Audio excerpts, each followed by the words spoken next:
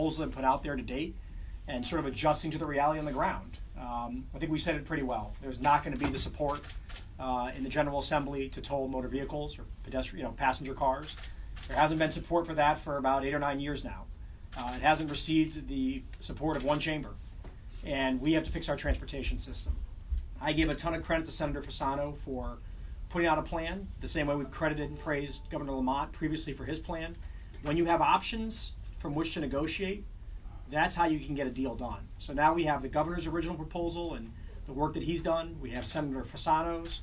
The Speaker and I have put our alternative out there. And I think we have hopefully the beginnings of a compromise that we can vote and pass to shore up our transportation fund and make the investments we need to make in the state. We believe that you are supposed to all be getting together tomorrow. Is that correct?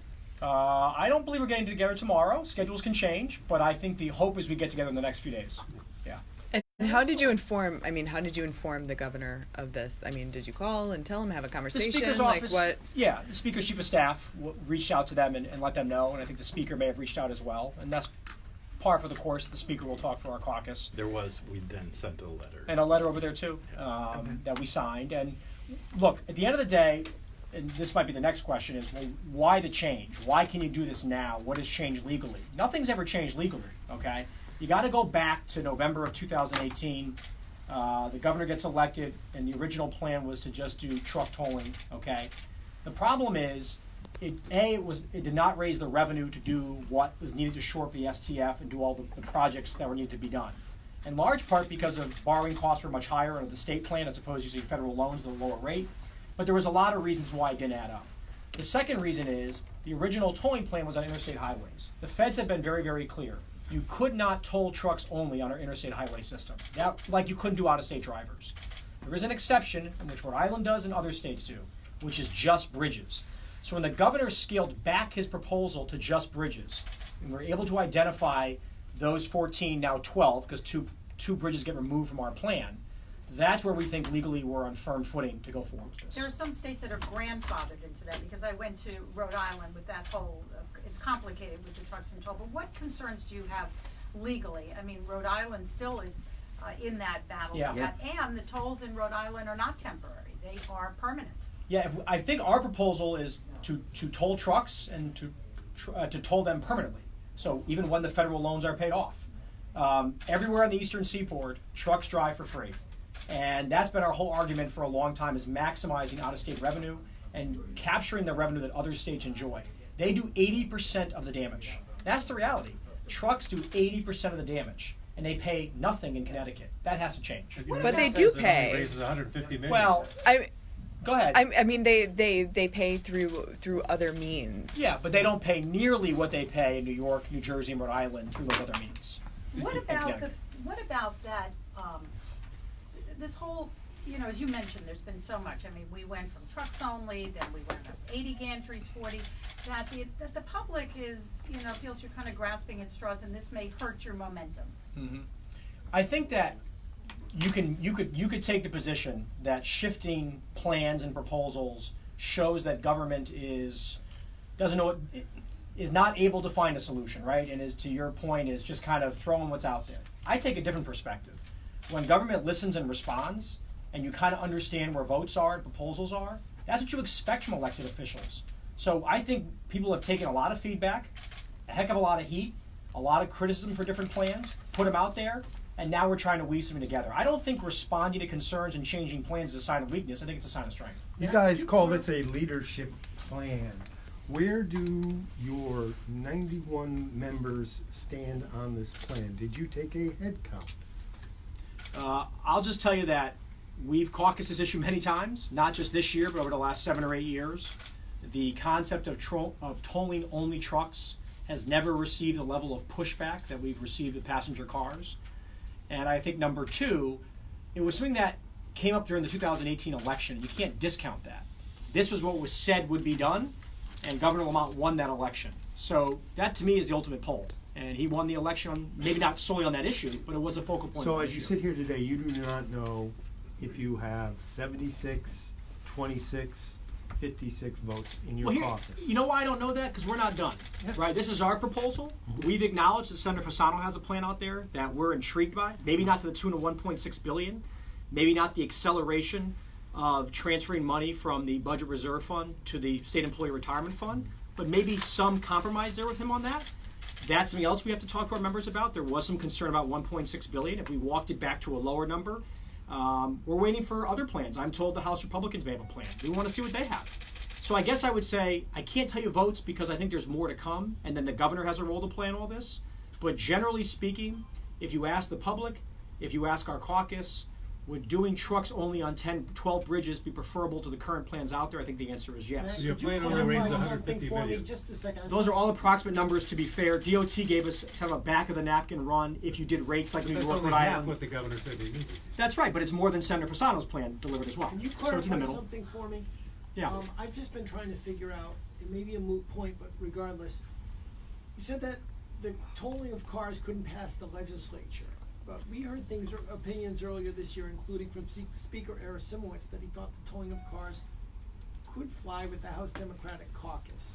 Do you think, even if it's not gonna happen this year, the tolling of cars still could pass your caucus?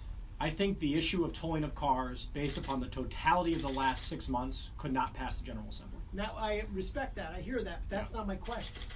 Do you have any opinion on whether or not it could pass with House Democrats? I think the last few months has made me think that we may have lost a few people on certain plans, yeah. Just as a quick follow, one of the things that I've been hearing from some of your caucus members is that if they started to look at the totality of tolls with some of the tax increases that are aimed at the poor and the middle class, the prepared meals tax, the broadening of the sales tax, even things like plastic bags, that's obviously a lesser one, the fact that the property tax credit was not bolstered in this budget.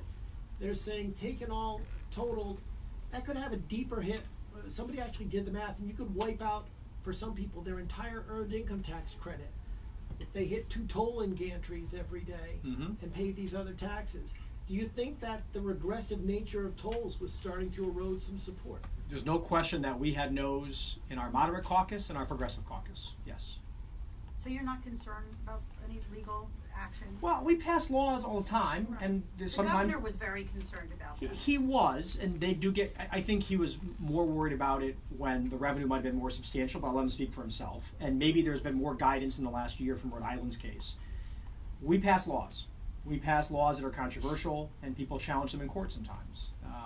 And I think we have to use the best legal guidance we can get from the Attorney General's office, from our staff attorneys up here, and look at Rhode Island's case. But at the end of the day, it comes down to this. The argument would be that we're discriminating against truckers, right? That by only tolling them, it's a classic form of discrimination, and they're going to sue under the Equal Protection Clause. They're not a protected class, right? A truck is not a protected class of persons or citizens. The standard is a rational basis. It's the lowest standard on that threshold that you would have for equal protection.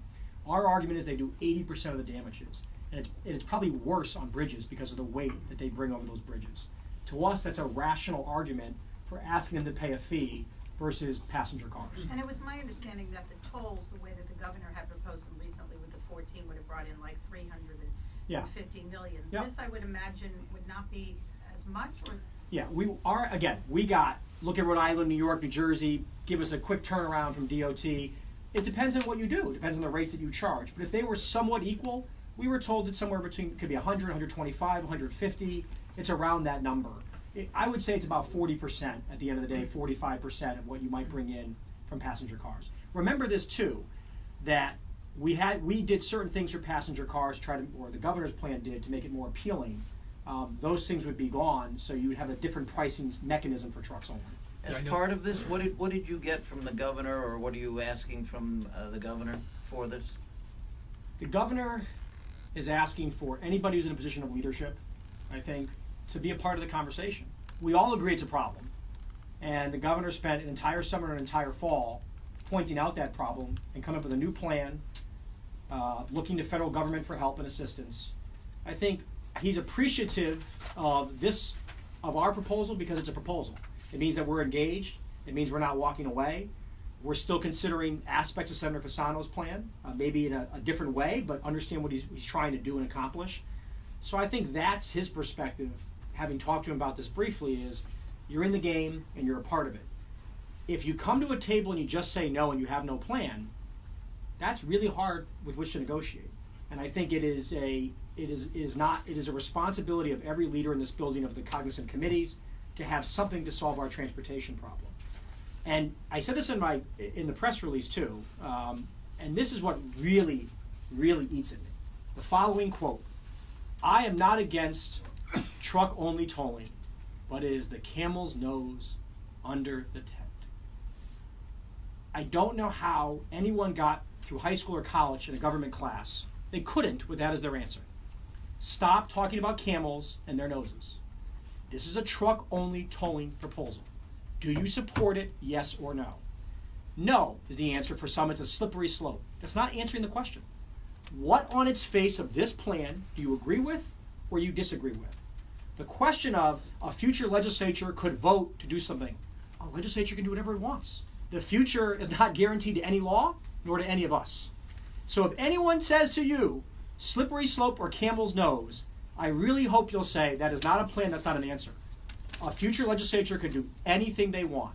This plan is on trucks only. And by the way, the Speaker and I have also asked our lawyers to research how, if we did trucks only and tied that in to the federal loans, that could be binding, thereby eliminating the ability for us to add motor vehicle passenger cars to those 12 bridges. You said earlier that it would be permanent. For trucks. That's our thought, yes. Permanent for trucks. Yep. Well, I'm sorry, but, the camel's nose notwithstanding, and with all due respect, Yep. you can tell us what to do all you want, but that's what we hear from people. They know that once the gantries go up, that there would be nothing to keep future legislatures and governors from making it for all vehicles. But why can't we do, They we can do know that it. now? What's that? We can do it now. You can't just flip a switch. It would take a vote of a General Assembly to do it. We haven't had a vote of a General Assembly in 9 years and one chamber on it. But the argument, see, there's a different argument. If the argument is you can flip a switch at DOT and turn it on for cars, then the camel's nose carries water. You can't.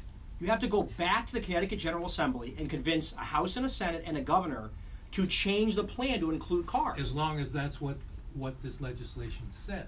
If it puts it in the hands of the DOT or some Fair point. transportation Fair point. strategy board. Yep. Well, I won't vote for any package that does that. How about that? We decide, and we're deciding trucks only, and we're going to try to lock that in with the federal government.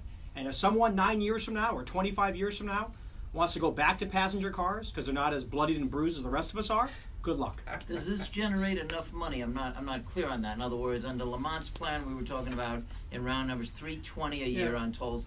This you're talking $150. Yeah. Where is the other money coming from? Well, don't forget, we still are waiting for other plans from other caucuses, which may help us get there. We have Senator Fasano's plan, which brought in 130. Even if you took a portion of that, if you didn't do 1.6 or some other number, you might find some savings there. You're not going to get to 320. That's probably true. That would cause Connecticut 2030 to either have to remove certain projects or to do a reamortization of the loan schedule so that it's longer, so that the annual amount is less, although you're paying more over time.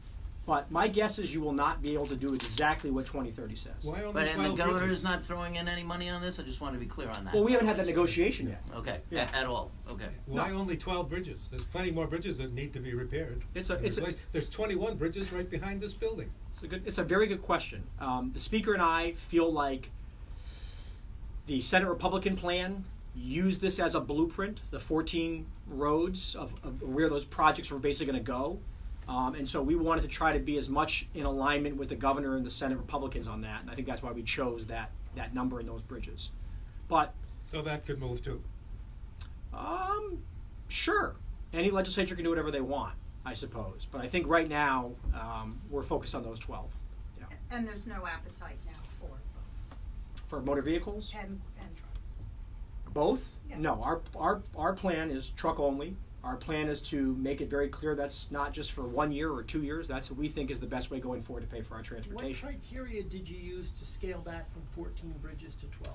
Route 9 doesn't have a lot of trucks because of the way you get off the exit and you have to stop. Trucks try to avoid Route 9, so there's just not a lot there. Parkway has no trucks. And the Parkway has no trucks, so that's why. Yeah.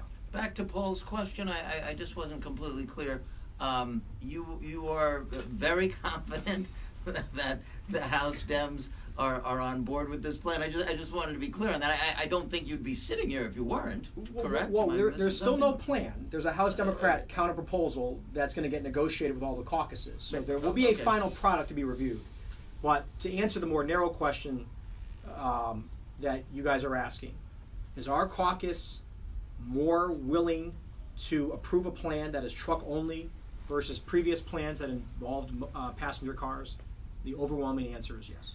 Do you still have, well, is it a goal to reach an agreement, a partisan or bipartisan agreement that you can pass and get it done for the 2020 session, or is this something that you expect will carry into next year's legislative session? So normally, I try to say that the sense of urgency we shouldn't put a rush job ahead of getting it right. But the speaker and I were talking about this yesterday, and Joe made a really, really, really good point. The federal rate can move away from us. Right now, it's at historic lows. And if you've seen the stock market and the way it's going, interest rates are actually rising on municipal bonds. So we're a little worried about that. So time is of the essence. We don't want to rush it. But the longer we wait, the more likely it is we lose that interest rate. It could go from 1.7 to 1.9 to 2 to 2.1, and that adds more money. So to answer your question, Paul, I think we'd like to get it done in a bipartisan way as soon as possible. We've expressed a willingness to work with Senator Fasano on aspects of his plan. And all I could think of is someone standing up and talking about a camel's nose as the reason they're against it. That's the only reason they've said. Actually, it was a Trojan horse. Trojan horse. A Trojan horse. I don't want to hear a horse's nose either. There's no aversion with you and the speaker to using some of the RDF? The RDF, the rainy day fund. Rainy. Sorry, Budget Reserve Fund, RDF.